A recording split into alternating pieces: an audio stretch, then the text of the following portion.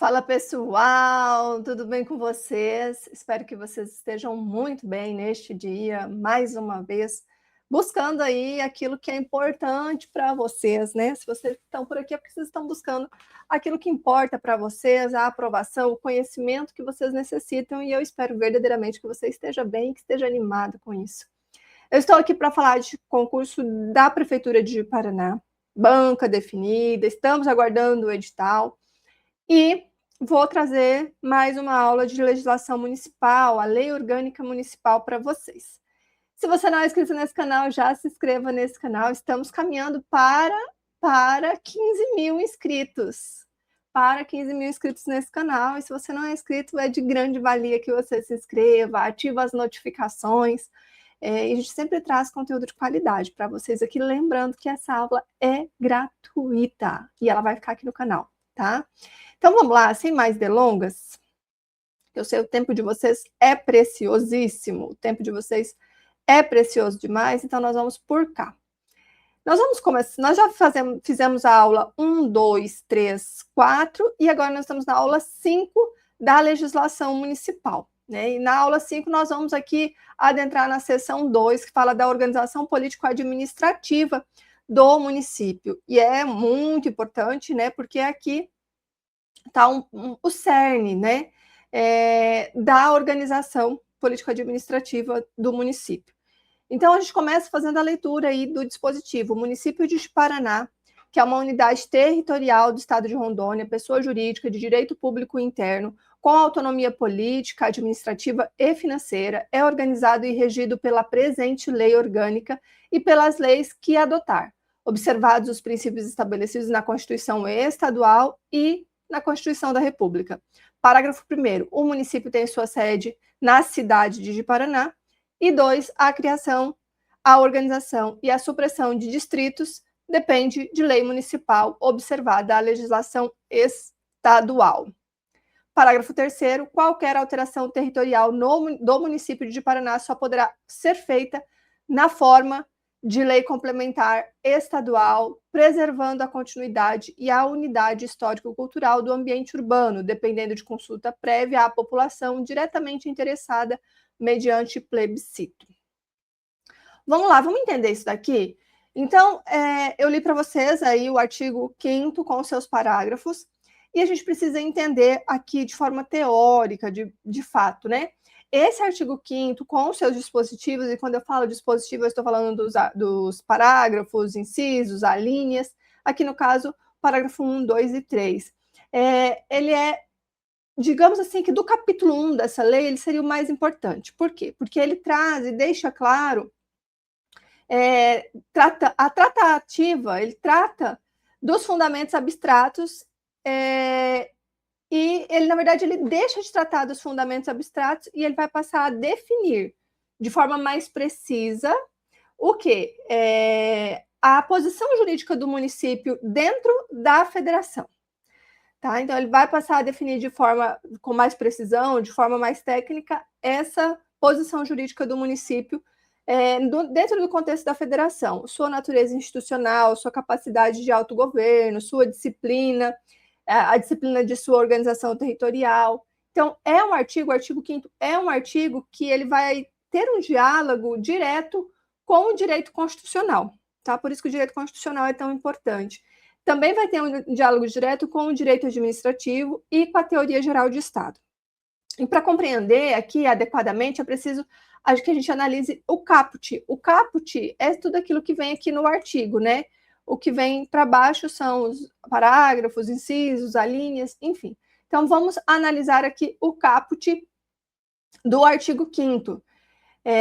E aqui, para a gente analisar o caput do artigo 5º, a gente precisa entender que o quê? O município de Paraná, ele é uma unidade territorial do estado de Rondônia. O município de Paraná é uma unidade territorial do estado de Rondônia. A abertura desse artigo, ela qualifica esse município, o município, como uma unidade territorial do estado de Rondônia. Essa expressão, ela tem uma relevância jurídica. Por quê? Porque mostra que o município, ele possui uma base espacial, né, estamos falando de território, determinada. E o Estado, no plano jurídico, não existe sem território. Nenhum Estado existe sem território, sem povo e sem poder. Então, são esses três elementos do Estado: território, povo e poder. No caso do município, o território é o espaço geográfico dentro do qual ele exerce suas competências políticas administrativas. Isso significa o quê? Que as suas leis produzem efeitos dentro de sua circunscrição territorial, a sua administração atua sobre uma base geográfica definida, a sua competência, ela está ligada, a competência material, ela está ligada ao espaço municipal.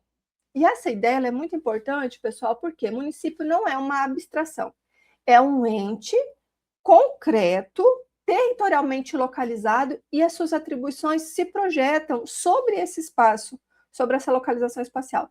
Do ponto de vista constitucional, isso vai se conectar diretamente com aquilo que está no artigo 18 da Constituição Federal, que trata da organização político-administrativa da República Federativa do Brasil, e reconhece, nesse artigo, a autonomia dos municípios.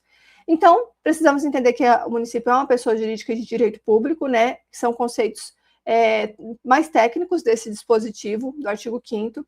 E o que é essa pessoa jurídica? Né? É uma entidade reconhecida pelo ordenamento jurídico como sujeito de direitos e obrigações, tá? E sendo assim, ela é competente para adquirir patrimônio, celebrar contratos, assumir deveres, responder judicialmente, por exemplo, praticar atos jurídicos. E quando a gente fala de direito público, eu já falei nas aulas anteriores, que o direito público indica que o município ele integra a estrutura do Estado e atua também na tutela, na proteção dos interesses públicos, tá? E não de interesses privados. O que significa quando a gente fala esse conceito, traz esse conceito na prática, né? O município, ele é uma pessoa jurídica de direito público interna. Isso significa reconhecer que o município possui a personalidade jurídica própria, possui patrimônio, tem patrimônio próprio, pode ser parte de processos judiciais, pode organizar a sua administração, pode atuar, né, sob regime jurídico administrativo, e esse conceito é a base de quase tudo que aparece no restante da lei orgânica, dessa lei orgânica, tá? Então, quando a gente fala com a autonomia político-administrativa financeira, o artigo ele faz uma retomada de forma específica sobre a autonomia municipal, que é um dos pilares do federalismo brasileiro. A autonomia política, pessoal, é a capacidade do município de se autogovernar. Isso vai envolver eleição de prefeito, vice-prefeito, vereadores, elaboração da própria lei orgânica, a definição de estruturas institucional básica. Então, o município, portanto, ele não é governado por nomeação, né, do Estado. Ele tem vida política própria. Então, ele tem aí os seus representantes eleitos, tá? Quando nós falamos em autonomia administrativa, estamos falando da capacidade de gerir seus próprios interesses, autonomia financeira, a capacidade de ter receitas próprias. E aí, aqui uma parte muito importante, um ponto teórico bastante importante, que a autonomia não se confunde com soberania. Já falei isso para vocês. Soberania é o poder supremo e independente do Estado no plano interno e externo. No Brasil, falando aí dos entes da federação, quem possui soberania é só a República Federativa do Brasil, tá? Só a República Federativa do Brasil. O município, ele é soberano? Não. Você tem que lembrar disso, o município não é soberano, o município é autônomo, tá? Mas dentro dos limites da sua Constituição estadual, da Constituição Federal, ele é autônomo, tá? Ele não pode romper com a federação, por exemplo, aí, declarar o estado de secessão, não pode, e não pode atuar contra o modelo constitucional, tá? Isso aqui geralmente cai em provas, porque é um modelo clássico.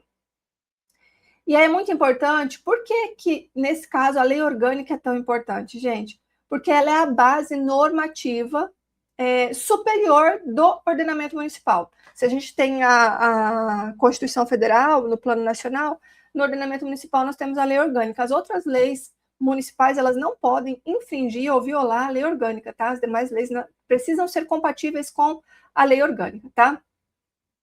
E nesse caso, a gente observa os princípios que são estabelecidos na Constituição Estadual e também na Constituição da República, tá? E a gente entende que a norma ela traz o quê? A afirmação de que a organização do município deve respeitar a Constituição do Estado de Rondônia e a Constituição da República Federativa do Brasil. Isso vai revelar autonomia municipal, que essa autonomia municipal é exercida dentro de uma moldura constitucional superior, e aí a gente entra na questão do princípio da supremacia da Constituição. No Estado constitucional, todas as normas inferiores, elas devem estar conformes, devem estar alinhadas à Constituição. No caso do município, isso significa que a lei orgânica não pode contrariar a Constituição Federal, as leis municipais não podem contrariar a lei orgânica, nem a Constituição, nem a Constituição Federal, nem a Constituição Estadual, tá? E aqui entra um princípio muito importante, que é o princípio da simetria constitucional. E o município, nesse ponto, quando ele se organiza, ele deve observar os modelos estruturantes que estão previstos na Constituição. E isso é o que a doutrina nos traz e chama de simetria constitucional. Isso não significa uma repetição mecânica, ali aquela repetição de tudo que existe, mas exige o respeito aos núcleos essenciais, núcleos fundamentais do modelo constitucional. Por exemplo, a questão da separação entre legislativo e executivo é um modelo que precisa ser seguido. O respeito aos direitos fundamentais, a observância dos princípios da administração pública. Então, o município ele tem tudo isso. Vale lembrar também que quando a gente fala de município, inclui-se os distritos. Quando a gente fala de cidade, inclui essa rede urbana. Então, o município de Ji-Paraná ele tem a sede na cidade de Ji-Paraná. O município de Ji-Paraná tem a sede na cidade de Ji-Paraná. Por quê? Porque o município de Ji-Paraná ele inclui os distritos, tá? Então, ele parece simples, mas ele é muito importante e tem uma relevância jurídica muito forte, tá? Então, o município tem a sede administrativa na cidade de Ji-Paraná. E essa sede ela é o local onde se encontra o centro político administrativo desse ente, no caso do município. É o espaço onde se concentram os órgãos centrais do governo, a administração. No caso, a sede do município é a cidade de Ji-Paraná. Então, juridicamente falando, isso importa por quê? Porque a sede, ela define o centro administrativo e político, organiza a referência territorial do governo municipal e ajuda a estruturar a distribuição interna de ações de funções administrativas, tá? Muito bem. Dito isso, nós vamos para entender aqui, fechar o artigo 5º e seus parágrafos, que ele é um dispositivo central nessa compreensão jurídica do município. Ele mostra que o município de Ji-Paraná é um ente dotado de personalidade jurídica própria, integra o direito público interno, possui autonomia política, administrativa e financeira, organiza-se por sua lei orgânica e pelas leis municipais, submete-se à Constituição estadual e federal, possui território, sede e estrutura interna, não pode ter seu território alterado sem observância dos requisitos que existem, dos requisitos rigorosos de legalidade e também da participação popular. E em termos de teoria do Estado, esse artigo ele é muito importante porque ele transforma o município de uma realidade política e territorial em uma entidade jurídico-constitucional plenamente estruturada, tá? E aí, para a gente dar sequência aqui, para fechar essa seção 2, o artigo 6º, ele fala assim, ó, é vedado ao município o que estabelece o artigo 19 da Constituição e seus incisos. Então, aqui, o que você precisa entender? Esse artigo 6º, ele é um artigo muito pequenininho, mas ele possui uma densidade normativa. Ele não cria diretamente um conjunto de proibições, mas ele faz o quê? Ele incorpora ao seu ordenamento, ao ordenamento municipal, um bloco de limitações constitucionais já estabelecidas pela própria Constituição Federal, tá? E isso nós estamos tratando de uma técnica legislativa de remissão, que exige de quem vai interpretar essa lei uma leitura necessariamente ampliada e sistemática. E aí, para a gente entender, aqui é importante, é indispensável que se analise o artigo 19 da Constituição, porque é nele que se encontra aí o que de fato é vedado aqui, né? Que o artigo está vedando.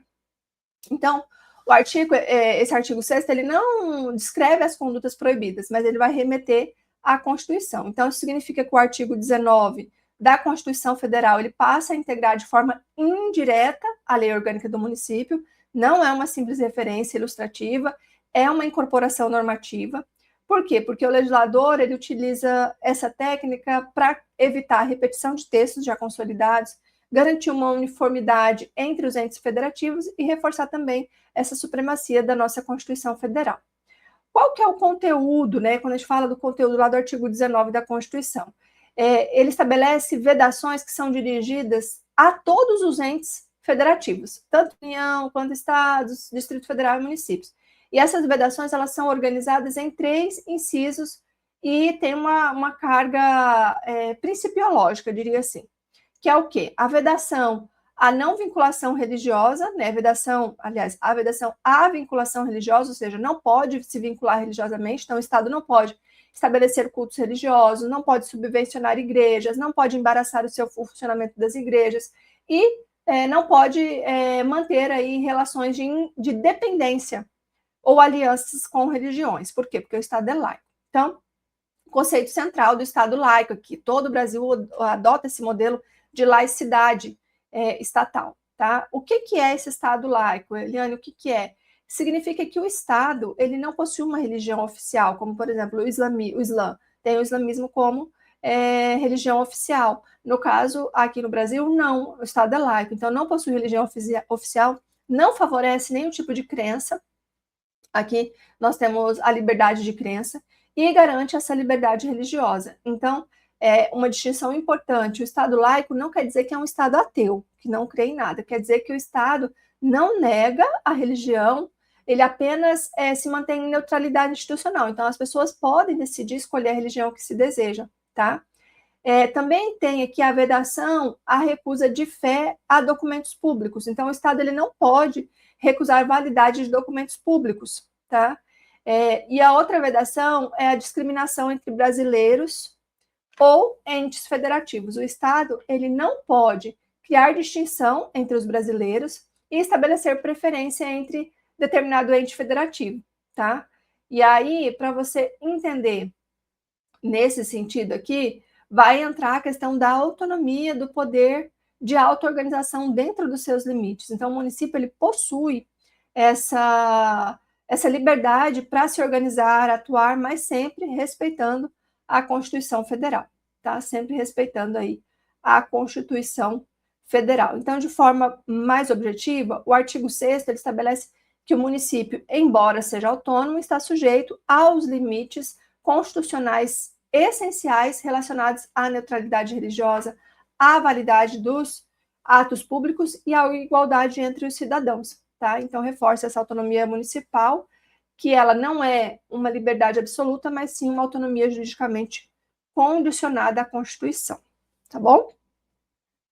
E aqui, pessoal, a gente encerra mais uma aula de Lei Orgânica Municipal e eu vou dar seguimento na gravação das próximas aulas, disponibilizando aqui para você. Se você gostou dessa aula, já deixa o seu like, já deixa o seu comentário. Lembrando que nós também estamos com matrículas abertas no nosso programa de mentoria, personalizado, individualizado. Se você deseja ter um acompanhamento exclusivo para você, já nos chama também para que você possa adquirir e fazer seu fechamento. Eu fico por aqui. Tchau, tchau e até a próxima.